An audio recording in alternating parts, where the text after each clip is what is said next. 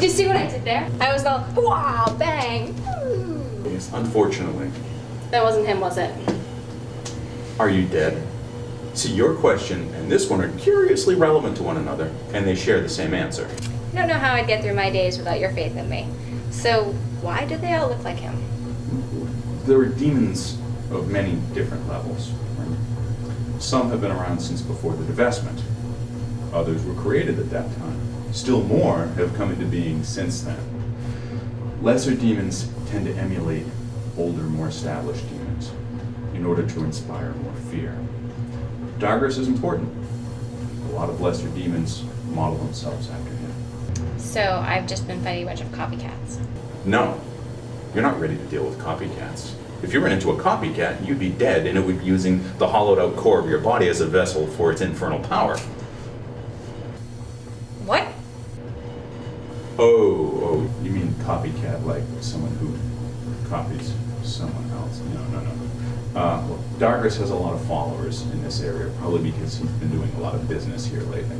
Yeah, well, it's getting pretty annoying. I mean, how am I supposed to track down the real one when I keep fighting all these fakes? You're not. We have capable people working on it right now. You are not one of them.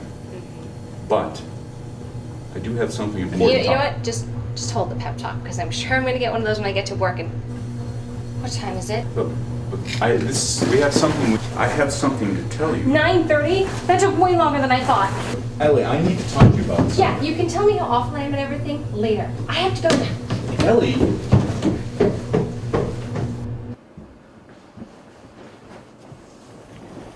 Where have you been? Bob's been on the warpath. What can I say? The forces of evil don't exactly adhere to a 9-to-5 schedule. Running late again, are we? Yeah. Bus trouble, sorry. Sorry doesn't get tickets closed. I make sure my job gets done every day. My job and everybody else's. Your attitude seems to indicate that doing your job is problematic for you. Wait a second. We don't have a lot of seconds to spare today. Chris is doing the management meetings, and Melinda had some calls that she has some problems with that I'd like you to handle for But her. I... Need to stop interrupting me. We've had some complaints about the amount of times our calls are taking lately. I expect you to step up your game, Miss Devine. So I'm the only one on the phones, again. Is there a problem with that? Yes, if there have been complaints about response times. I'm part of a 5-person team. The majority of the time, I'm the only one on the phones. Are you trying to tell me how to do my job? No. No, please. Continue. Enlighten me, Miss Devine. What is the problem here? All right. I handle every email and every call and every ticket queue that comes in here. I'm in charge of 5 separate splash pages that I was only supposed to update once Melinda was out, but now I'm listed as in charge of them. I take 100 calls to their 20, and now you're telling me I'm the only one on the phones? Again? I'm sorry, but that's not good management. It's killing morale around here, and I'm not the only one who thinks so. Well then, Miss Devine, if you really feel that way, you're fired. How's that for morale?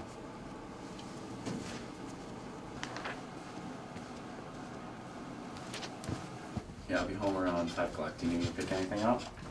Hi. I was kind of on a phone call there. I know, and I'm really sorry about that, but, we've worked together for 2 years, and I've never said one word to you, and after the next minute or so, you might actually wish that was still the case, but if I don't say this now, I'll never be able to say it because security is probably right behind me, because it's been a really weird day so far, but what I'm actually trying to say here is that I like you, and I've always liked you, and maybe if you don't think I'm a total spaz after this, you and me might want to go out for coffee sometime, on a date. Wow. Ellie, that's really nice, but... Brian, your fiance's online too. Right. That's just about No, right. Ellie,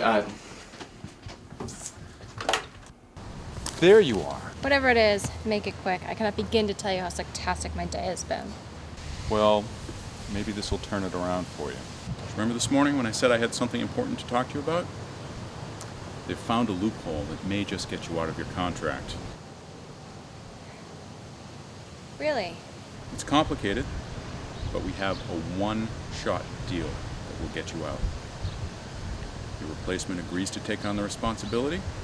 You pass it to him or her. Everybody signs some paperwork, and you can finally get on with your everyday life. My everyday life. Wow, that's, The paperwork should be ready sometime later today. When it is, I'll stop by with it. I'll even call first. So I just go home and wait to sign on the dotted line, and then it's done. If everything goes according to plan, yes. You know, for what it's worth, Ellie, you did a good job. Considering your lack of training and drive and your overall lack of preparedness and... You know, I'm actually gonna really miss these pep talks. Me too. Well, I guess it's been nice working with you, Dro.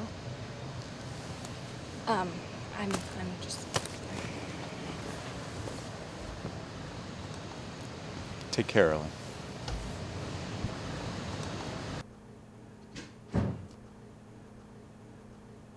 So I assume the dozen or so frantic phone calls from Anne and Gertie are not a good sign? It's not a great sign. You want to talk about it? Not really. Though you'll probably figure it out when I start sleeping until 11 from now on. Ellie, oh no. Oh, Ellie, oh yes. I guess I better start looking into unemployment. Or you could start looking at new jobs. I thought you said I always had a week to get over things like this. That's to get over a boy. You've got an evening to get over a job. Well, you know, if this job was a boy, I don't think he'd be that hard to get over. Then don't let this job be too hard to get over. You hated it. A lot of people say I hate my job, but you literally hated it. It wasn't good for you, Ellie, not on any level. I know, I just really... I know you just, Ellie, I do.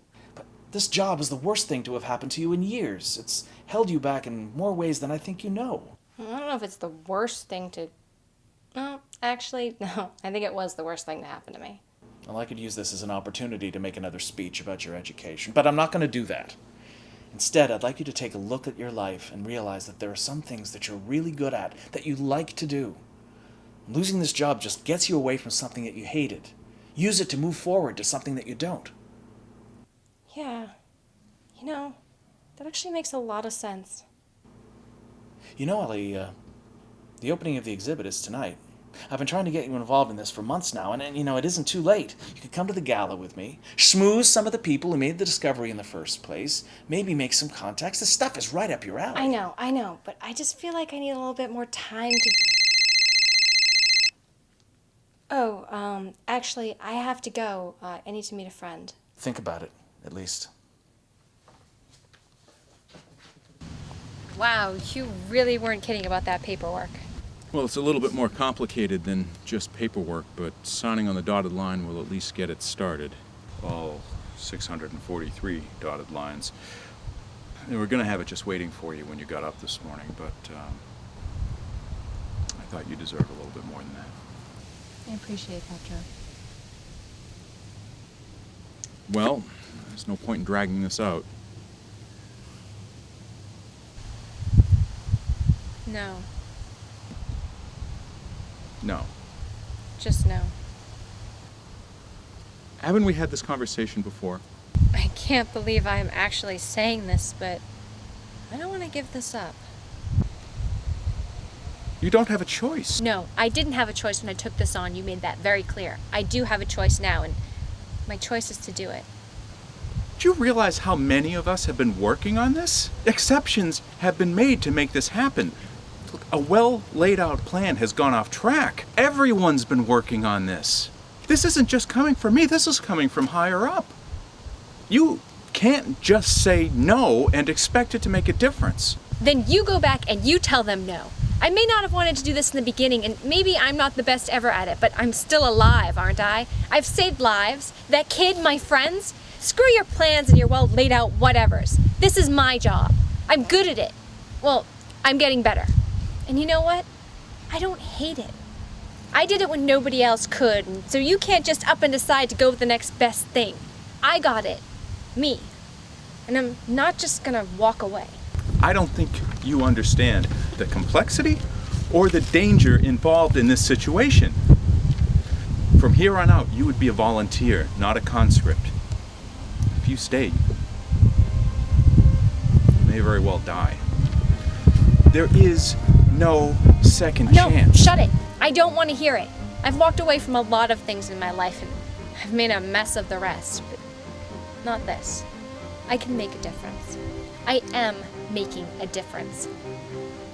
And I'm not just gonna give it up because there's an easy way out. So you go back there and you tell them that they're stuck with me. And so are you.